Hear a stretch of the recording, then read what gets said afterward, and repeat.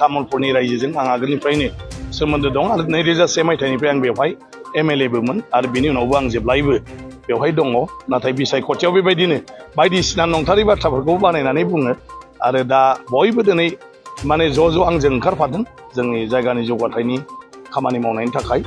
आरो बेबायदिनो आं सानो जे तामुलपुरखौ बे 5 बोसोराव जोङो मोजां माने जौगासारनाय खालामनो हागोन। नोंथाङा दिनै मोनबेसे लामानि दिनै मोनद'सो दङ दालां गंसे दं आरो बाखि मोनद'सो लामा दङ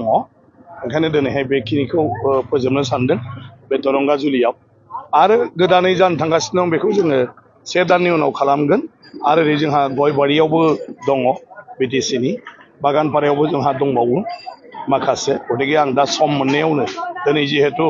2nd सेटारडे ओंखायनो आङो दिनैनो बे माखासे हाबाफारिखौ खालामना होदों आरो हयथ' दाननै दानथाम सिजोनाबो मोजां जाबाय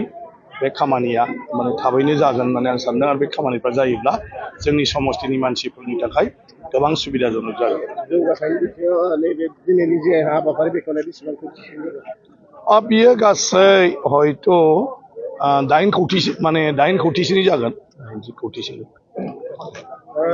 तामुलपुर जिल्लानि मानसिफ्रा बा तामुलपुर बियाबनि मानसिफ्रा बुङोमोन नोंथाङा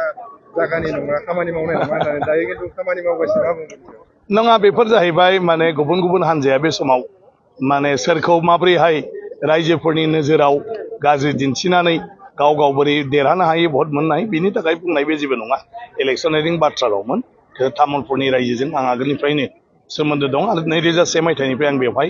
MLAबोमोन आरो बिनि उनावबो आं जेब्लायबो